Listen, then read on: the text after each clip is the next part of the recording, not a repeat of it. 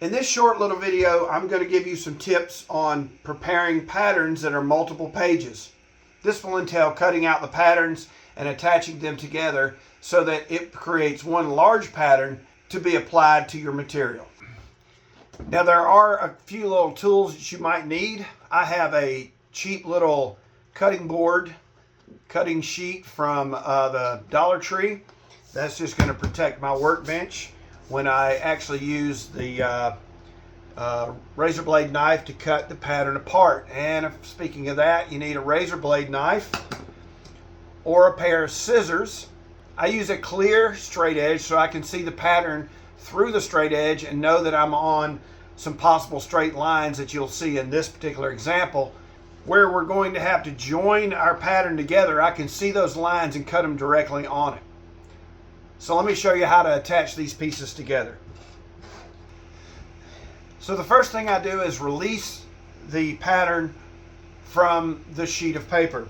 I do that with the razor blade knife, and I just go around the pattern and I cut that out. Now where there are, this is a mating line here, I've left some extra paper here. You'll see why that is here in a minute.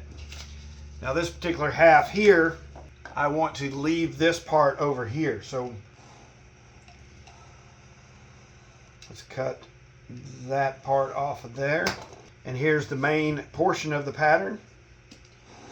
And I just simply go around that.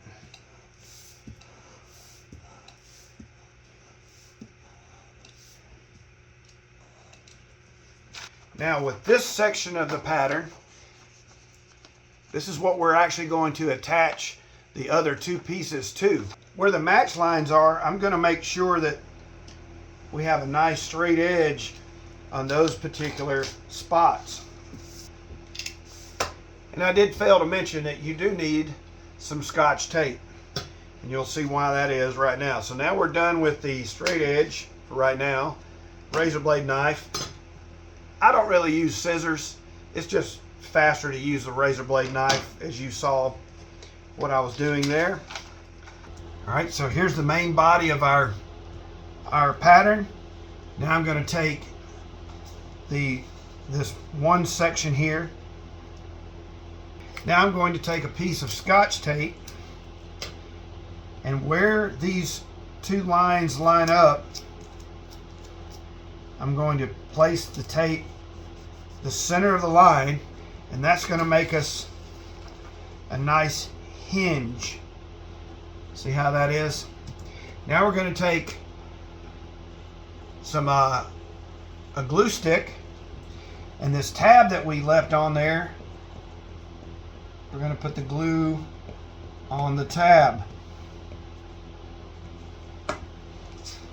and then roll this over.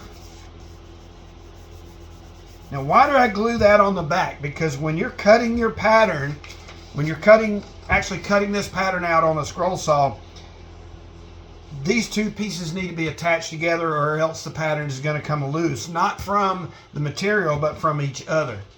So I found that it's best just to glue all of that together. Now we're going to move over to this other section here, and again we have a long tab here. We can slide that under after we line everything up.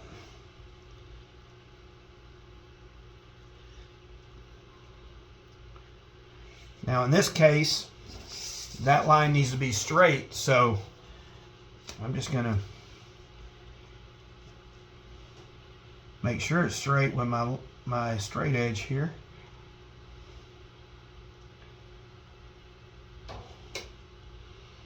That looks good there. We'll take another piece of Scotch tape, lay that on there. Now we have another hinge like we had before. We'll put the glue stick on this.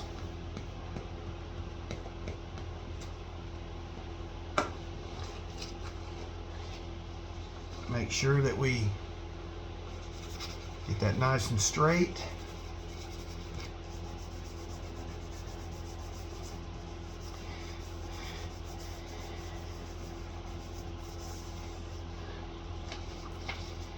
So now you could go back and trim this out even more if you would like. You could take some scissors and really get it close around the edge.